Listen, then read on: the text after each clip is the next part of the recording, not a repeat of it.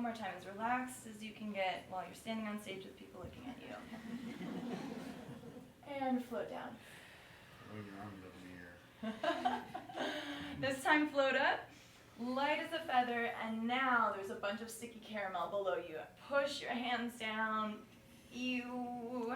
It's all between your fingers. And now it's just cotton candy. Float up. And now it's that gross mud in your backyard after all the rain. Ugh. Sticks in between. And float up. Still cotton candy. That's gross after mud. Push down one more time. This time it's the Jack in the Box that's being super creepy. Don't want it to pop out of the box again. Push it all the way down, lock it. Push it away. No thank you. On clowns and Jack in the Boxes. Shake it out. Pick up a nice glob of your favorite color paint and throw it at your favorite audience member. Perfect. Pick it up again and throw it at someone on stage. Rude. Okay. Good thing this is fake. One more time. Throw it as high as you can up to the ceiling. And we don't have to pay for damages because it's invisible. And one more time, and now all over your body. Oh, I tricked you. We didn't do that one. No, I didn't. Improv. Yeah. And come back to your breath.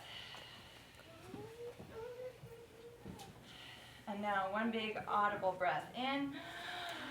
And blow it out. Good. Now inhale in and hiss.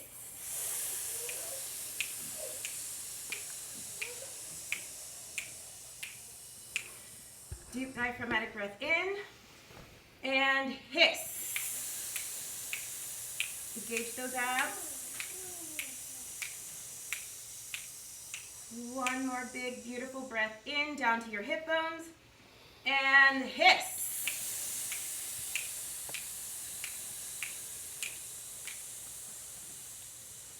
Ha.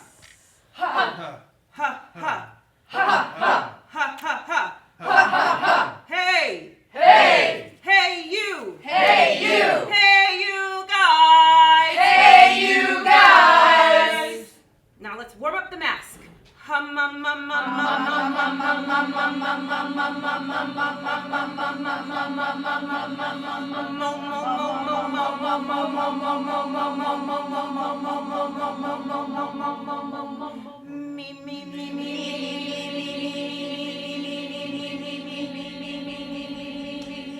now pound it out.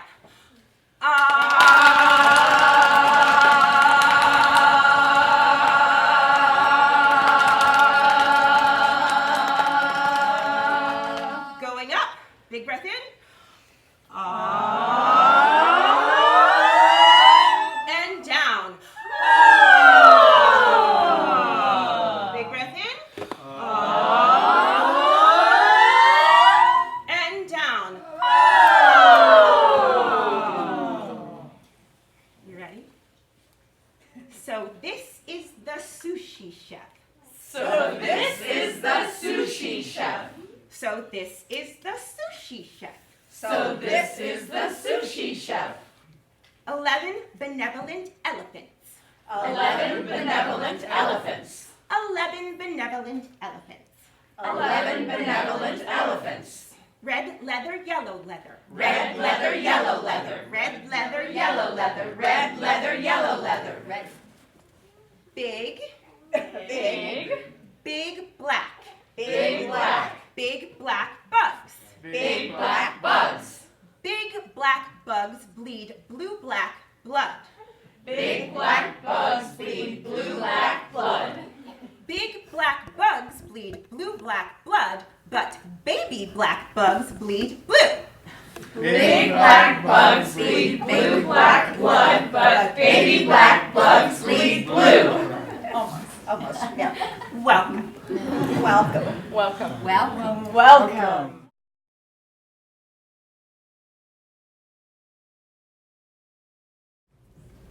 Fourscore and 7 years ago, our fathers brought forth on this continent a new nation, conceived in liberty and dedicated to the proposition that all men are created equal. Now we're engaged in a great civil war, testing whether that nation or any nation so conceived, so dedicated, may long endure. We are met on a great battlefield of that war.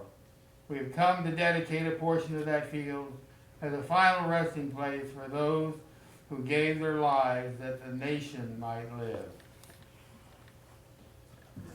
It is altogether fitting and proper that we do so. But in large sense, we cannot consecrate, we cannot dedicate, we cannot hallow this ground. The brave men, living and dead, who struggled here, have consecrated far beyond our poor powers to add or detract. The world will little note or long remember what we did, what we say here, but it can never forget what they did here. It is for us, the living rather, to be dedicated here to the unfinished work for which they who fought here brave thus far so nobly advanced. It is rather for us to be here dedicated to the great task remaining before us, that from the honored dead we take increased devotion to the cause for which they gave the last full measure of devotion, that we here highly resolve that these dead shall not have died in vain, that this nation under God shall have a new birth of freedom. The government of the people, by the people, and for the people shall not perish from the earth.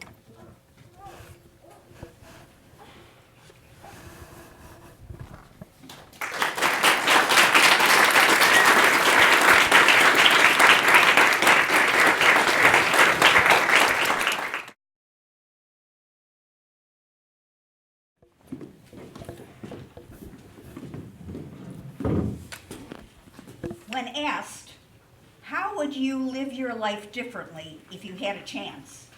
Nadine Stair, an 85-year-old woman from Louisville, Kentucky, provided these poetic words as her response. If I had my life to live over again, I'd dare to make more mistakes. I'd relax. I'd limber up. I'd be sillier than I've been on this trip. I would take fewer things seriously. I would take more chances.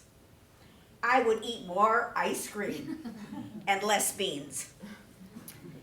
I would perhaps have more actual troubles, but fewer imaginary ones. You see, I'm one of those people who is sensible and sane. Hour after hour, day after day. Oh, I've had my moments. If I had it to do over again, I'd have more of them. In fact, I'd have nothing else, just moments, one after the other, instead of living so many years ahead of each day. I've been one of those persons who never goes anywhere without a thermometer, a hot water bottle, a raincoat,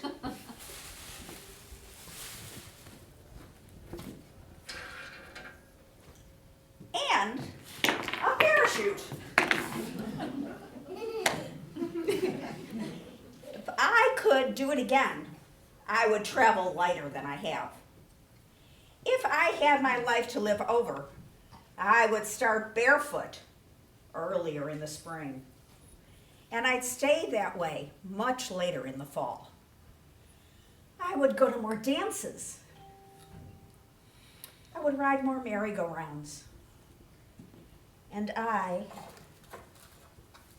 well, maybe if I can, would pick more daisies.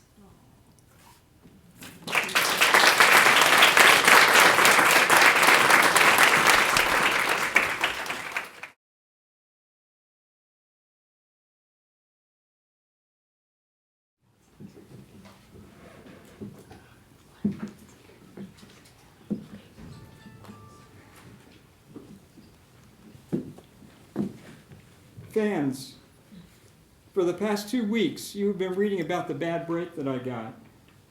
Yet today I consider myself the luckiest man on the face of this earth. I have been in ballparks for 17 years and have never received anything but kindness and encouragement from you fans. Look at these grand men. Which of you wouldn't consider it the highlight of his career just to associate with them for even one day? Sure, I'm lucky. Who wouldn't consider it an honor to have known Jacob Rupert? Also the builder of baseball's greatest empire, Ed Barrow, to have spent 6 years with that wonderful little fellow, Miller Huggins, then to have spent the next 9 years with that outstanding leader, that smart student of psychology, the best manager in baseball today, Joe McCarthy. Sure, I'm lucky. When the New York Giants, a team you would give your right arm to beat, and vice versa, sends you a gift, that's something. When everybody, down to the groundskeepers and those boys in the white coats, remember you with trophies, that's something. When you have a wonderful mother-in-law who takes sides with you and squabbles with her own daughter, that's something. When you have a father and a mother who work all their lives so that you can have an education and build your body, it's a blessing. When you have a wife who has been a tower of strength and shown more courage than you dreamed existed, that's the finest I know. So I close in saying that I may have had a tough break, but I have an awful lot to live for.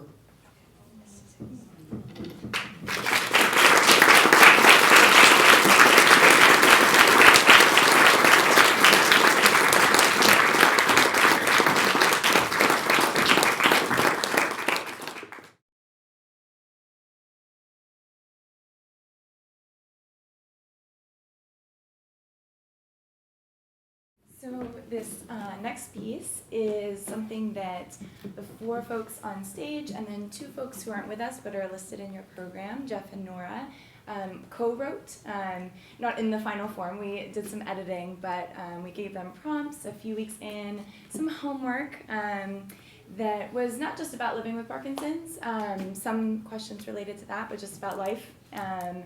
And this is kind of what we pulled together from that. And I think it's beautiful and also takes a lot of courage to share some very personal things, including feelings. Do know that not everyone is saying their own lines or the things that they wrote. I feel like that's important to share. And so we talked a lot about what that means to represent your own feelings and thoughts, but also when you're embodying another character or somebody else that you, a friend or a colleague, what that means. Yeah, so this is called Living and Loving and Parkinson's.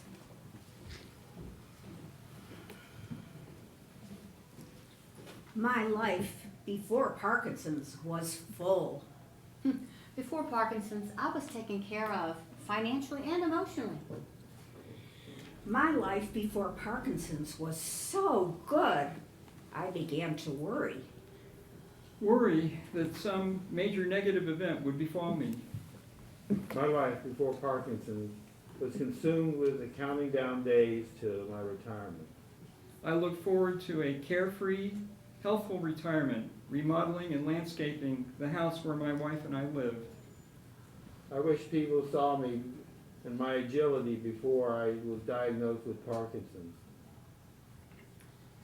My life before Parkinson's is not much different on a day-to-day basis, but it's very different in the grander picture. When I was a kid, I never had to worry about how I was going to get from one place to another.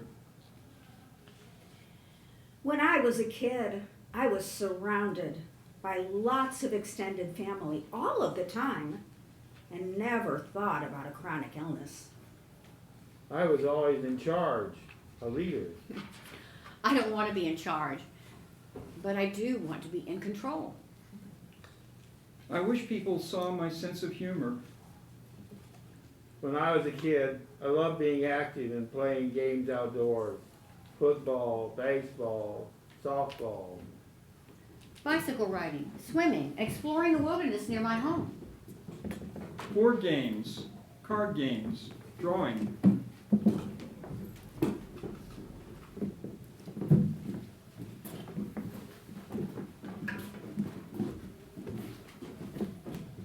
Writing stories. I wish people saw my determination in accomplishing the little things. When I think about Parkinson's, I feel neither angry nor... When I think about mobility, I feel angry. I wish people saw the vibrant person who's still inside this outer shell of a body that continues to deteriorate with Parkinson's. When I think about life that we had planned in retirement, I feel cheated. Days need to be planned around resting and gaining enough energy to get out for a bit. Our world is smaller than I had planned. I feel concerned about what will happen to me as my Parkinson's progresses. I wish people saw my restraint through all of my ranting. When I think about my disability, I feel thankful for what I am capable of doing. Living with Parkinson's has taught me patience, appreciation of health, and to trust the Lord. It's taught me that I cannot do things as quickly as I want. To be easier on myself. Living with Parkinson's has taught me to never live a day without being thankful for that day. Living with Parkinson's has taught me to surrender. Living with Parkinson's has also taught me that I am strong enough to fight this disease and that I can still be productive and have a purpose in life. I wish people saw the strength and less of my weaknesses.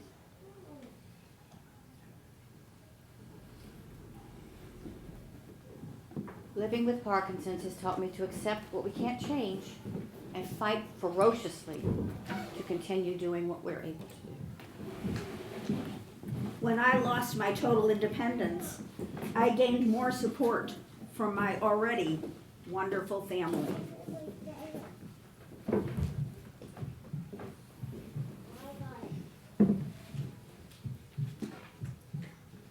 When I lost my independence, I gained relationships with others.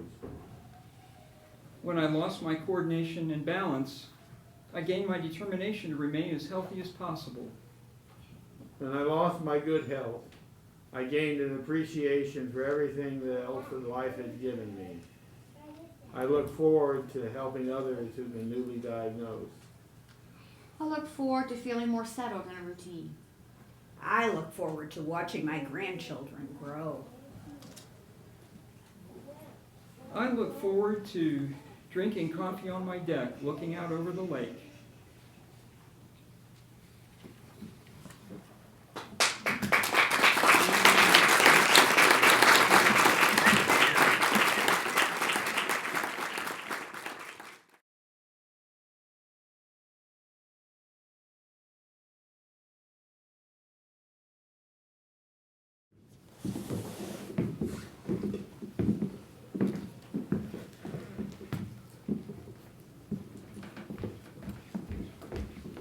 So a little bit about this piece. I had the pleasure a few years ago of meeting Jerry Oster, and he reached out to me after he heard that we got this grant for the Parkinson's players and said, hey, I have this play. Will you take a look?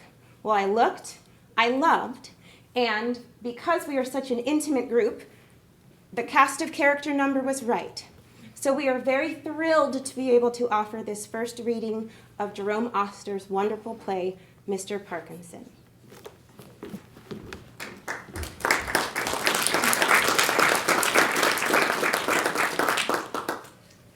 Act 1, Scene 1. Meg and Brian in their bedroom. Brian wears a dress shirt and tie and the pants to a suit. Meg has on a dressy shirtwaist dress and is struggling to button up the front. May I help? I can do it. But she can't. Her fingers tremble too much. I can't do it. Allow me. This is a switch. You always tried to get my clothes off. Still do. Not really, unless this turns you on. There. Hold me. Brian holds her. He starts to sway and tries to make her follow. Please don't. Please do. We can't go out anymore. That's ridiculous. I love this dress. I love buttoning it and unbuttoning it. But what If I'm not handy, wear something with no buttons. if it gets worse? It's going to get worse. Brian tries to gently spin Meg. She shuffles in place to keep up. She struggles to keep her balance. I can't. It's okay. It's not okay. I could, and now I can't. It's not okay. The lighting changes. We continue to see Meg and Brian slowly swaying together as we see Parkinson, in 19th century clothes, delivering a lecture from his 1817 monograph, an essay on the shaking palsy. Parkinson is not aware of the modern day characters, or they of him. The term shaking palsy has been vaguely employed by medical writers in general, particularly by Galen, by Sylvius de la Boa, by Sauvage, and by Juncker. Involuntary tremulous motion is apparent, with a propensity to bend the trunk forward and to pass from a walking to a running pace. The first symptoms perceived are a slight sense of weakness, with a proneness to trembling in the hand, but most commonly in one of the hands and arms. The patient is found to be less strict than usual in preserving an upright posture. One of the legs is discovered slightly to tremble, and is also found to suffer fatigue sooner than the leg of the other side. In a few months, this limb becomes agitated by similar tremblings and suffers a similar loss of power. Blackout.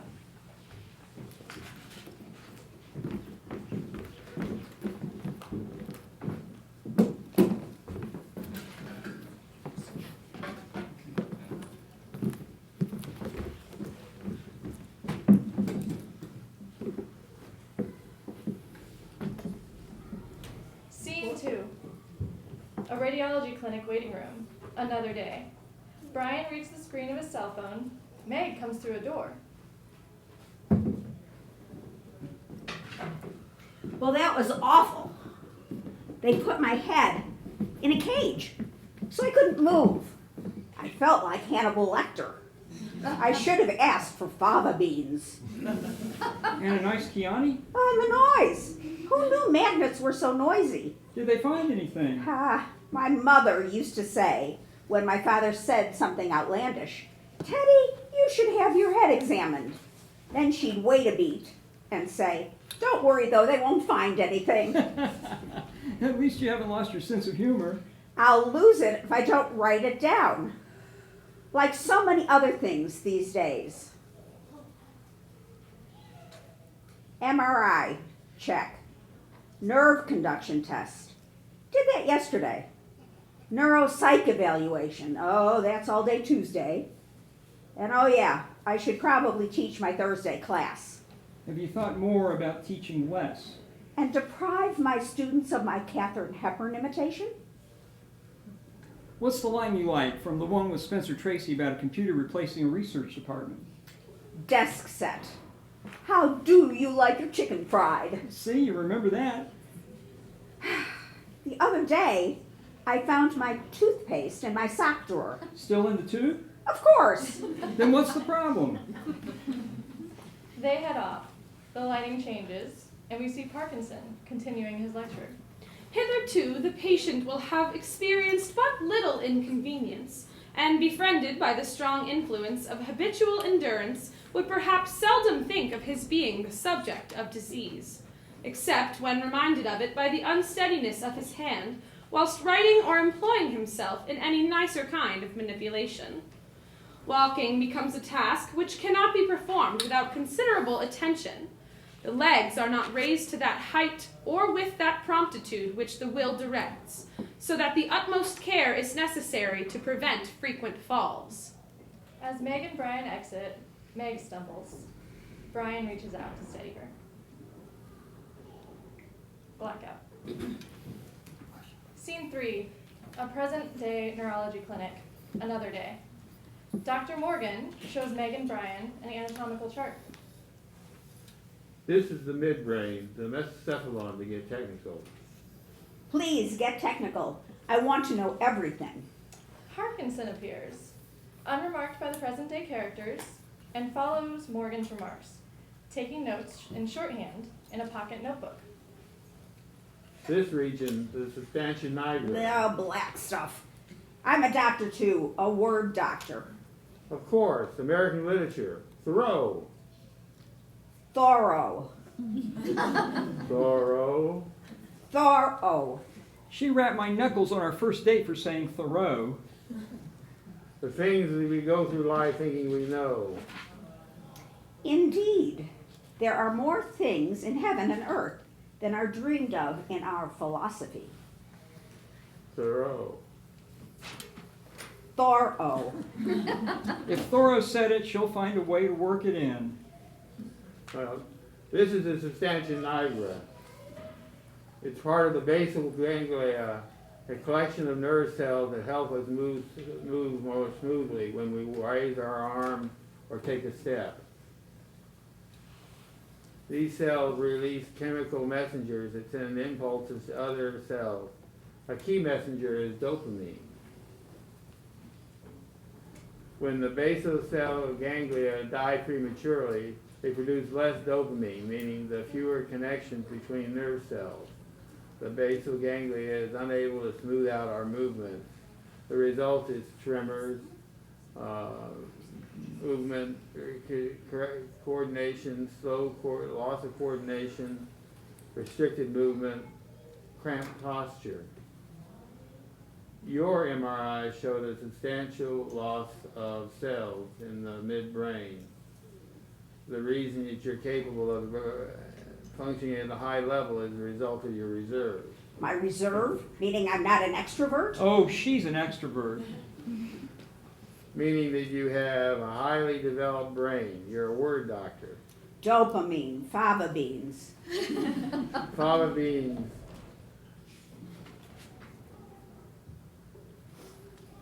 Dark chocolate, red wine, sex, peppers, carrots, bananas, almonds, dairy foods, fatty fish.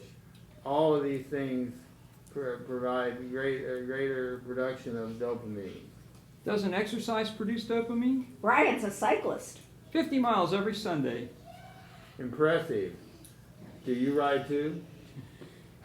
Gearheads, she calls us, always talking about equipment. I'm a walker. It's a great art to saunter. Thoreau. Brian is silent, but his posture says, who else? Thoreau. How far do you walk? An hour and a half at least, sometimes 2. At least, sometimes more. 3 or 4 times a week. You'll have a good start on physical therapy. What about drugs? There are drugs that can help with the symptoms for a time. What about clinical trials? Can you get her in a trial? I think we're getting ahead of ourselves. And I read about deep brain stimulation. Tell us about that. Now you're really getting ahead of ourselves. If you're okay, I'd like to do some tests. More tests? Yes, these are tests we do here in the office to get a baseline. We'll do them on your next visit. Dr. Morgan indicates the way out. They all start to leave. Dr. Morgan in the lead, Parkinson trailing behind. Just no more MRIs, please. No more MRIs. Chianti. Sex. So who was Parkinson? Hearing his name, Parkinson turns and directs the audience. James Parkinson, born Shoreditch, London, 11th of April, 1755. Educated as a surgeon apothecary, London Hospital. Member, Company of Surgeons, 1784. My father was also a surgeon apothecary. So, by the way, was the poet John Keats, who was born 40 years after me, yet died poetically and prematurely 3 years before me. just to give you a sense of my place in time. Our paths, to my knowledge, Keats's and mine, never crossed. I was an author of some repute. My book, Dangerous Sports, warned children against wanton, careless, and mischievous exposure to situations from which alarming injuries often proceed. I also wrote medical admonitions to families with observations on the excessive indulgence of children, particularly intended to show its injurious effects on their health and the difficulties it occasions in their treatment during sickness. I wrote an essay that was printed in 1817 based on the observation of 6 unfortunate individuals I described with symptoms of what I called paralysis agitans, shaking palsy, rigidity, weakness, and bradykinesia, as that learned gentleman just said, slow or restricted movement. I died in 1824, age 69, 7 years after the publication of my essay, which was little remarked on in medical circles in my lifetime. How the condition came to be named after me and what exactly I'm doing here at this moment, I'm unable to explain. Perhaps that learned gentleman... And to learn more about what Dr. Parkinson is doing in 2019, you'll just have to join us for season 2 of the Parkinson's Players. Thank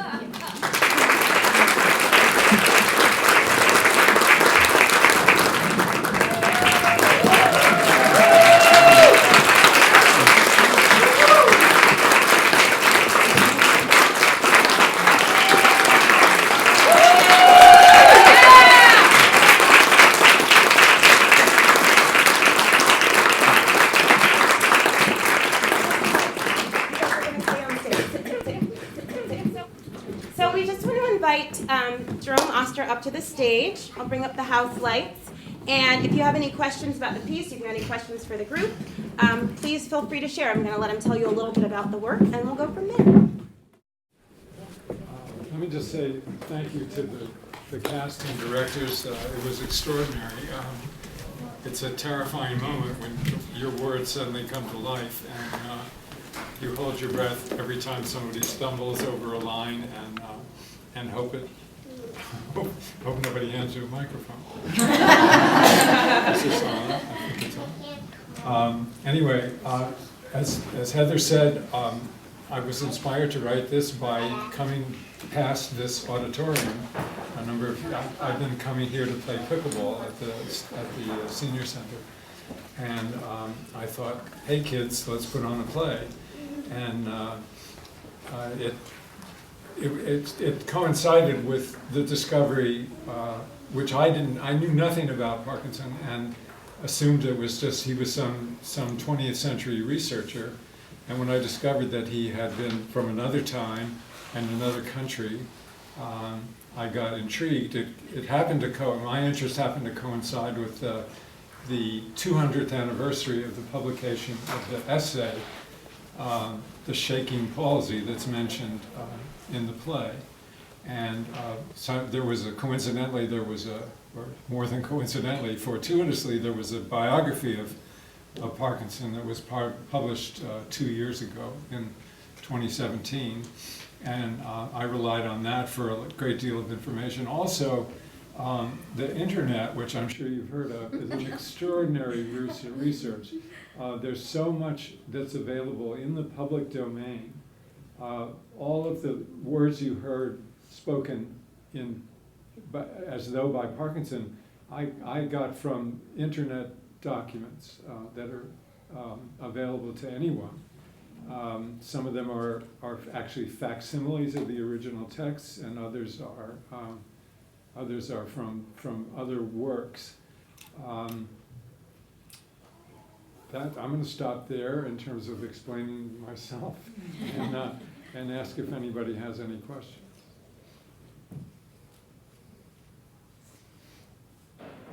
Yes. No, just a comment.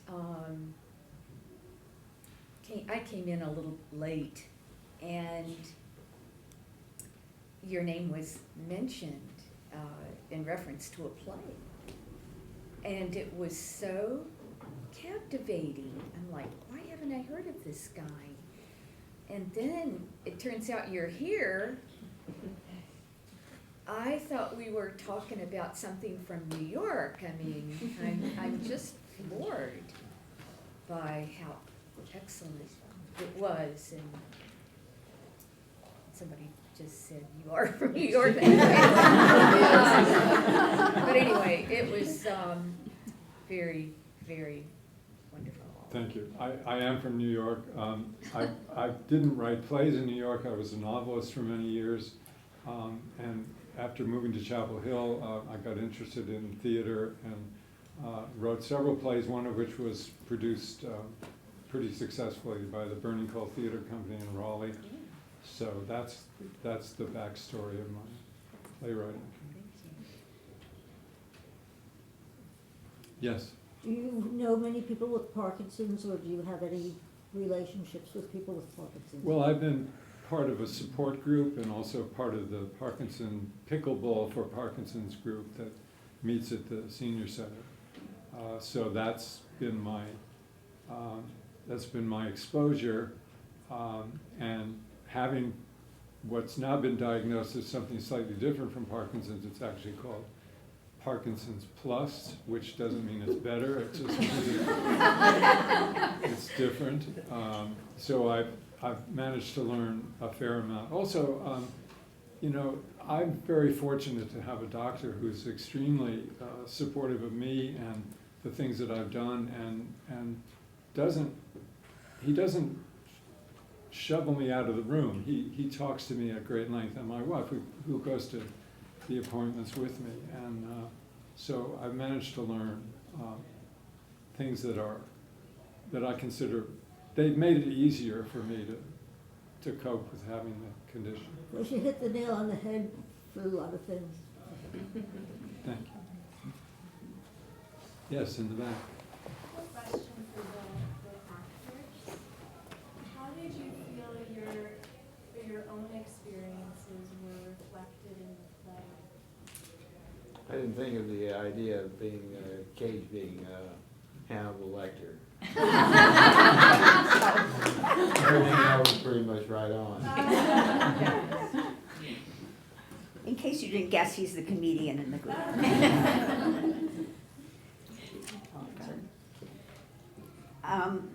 I'm actually only 2 years into Parkinson's, I guess I could say, 2.5. So a lot of this, I haven't necessarily experienced myself yet. Who knows if I will or not. But I have many, many friends, some of whom are here, and a support group in the neighborhood that I work in. And I really felt it was significant and educational. I hope my family that's here and friends learned something. I felt really good about it. You want to say something?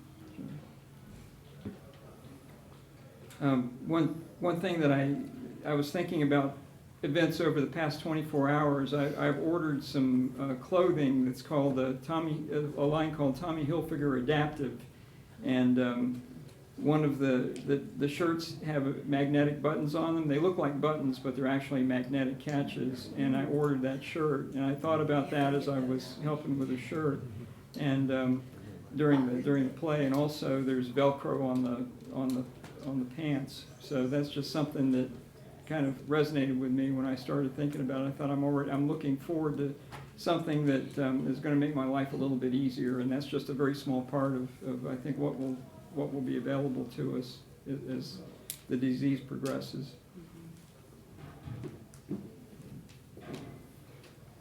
Oh, hello.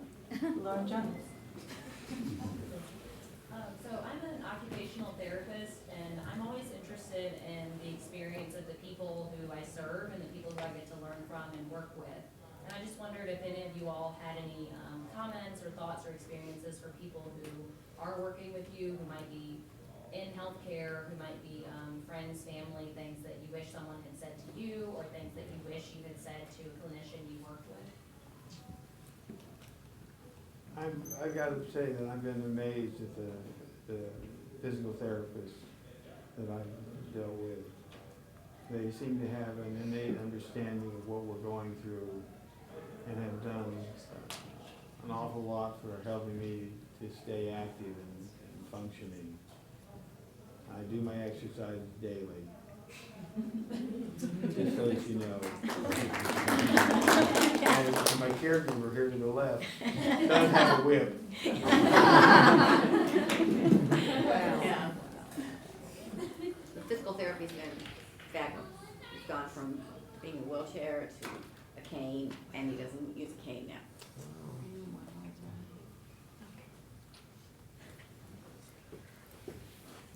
I have a question. Oh, were you gonna answer? No, no. Okay. I am curious, anyone can answer this, about the experience of doing theater. We talked, not the mutually exclusive, but we talked about Parkinson's, but how did it feel to be on stage? Also just starting this process when we were making you do crazy improv things and we looked ridiculous and now we all look ridiculous together. Blue black blood. Yes, tongue twisters are still super hard. I'll tell you in a minute. I'm going to answer a question by doing this. Oh, dramatic pause. Dramatic pause. Oh.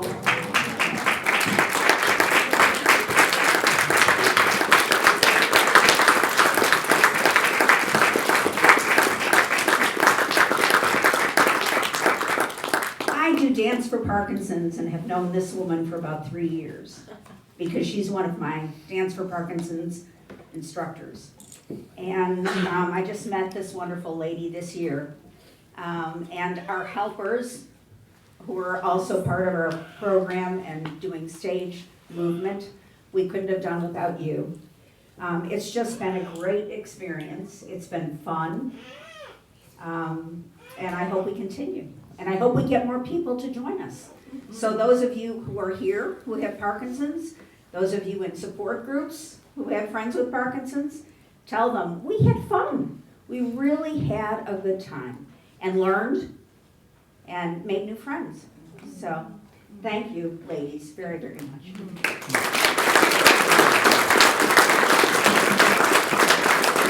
Thank you, Paula.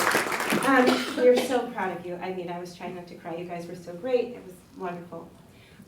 One of the things that I shared with you all was that it's not making a movie, it's theater, and if it was supposed to be perfect, it would be a movie. To that end, I forgot to do our improv activity at the beginning of this show.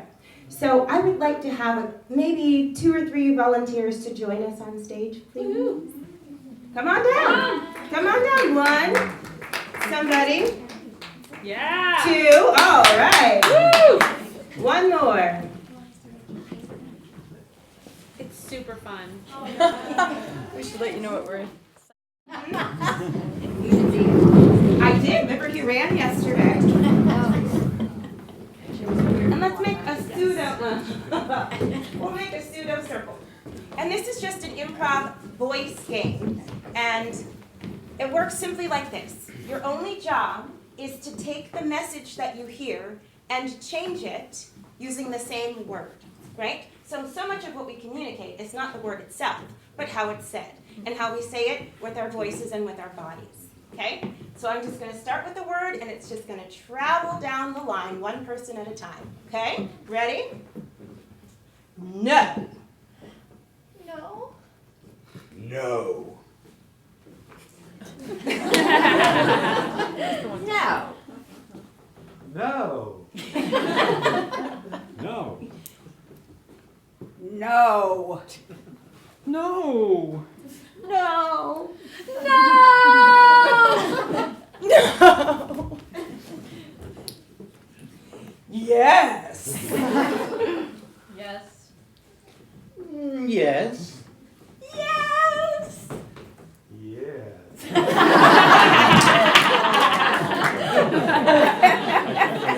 Like I said, And I have to take him home with me. Yes. yes. Yes. Yes. Yes. Yes. Stop it. Stop it. Stop it. Stop it.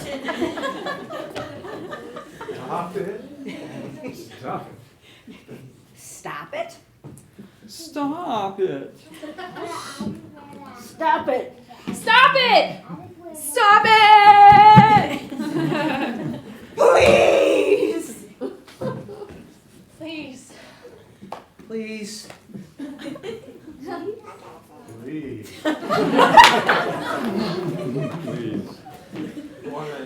Oh my goodness, please.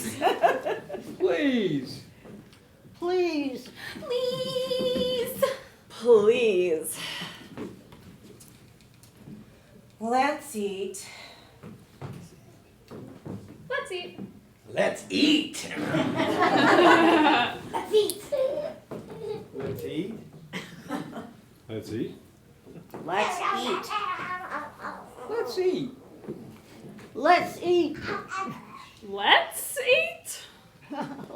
Let's eat. Let's eat. Please wait for the lobster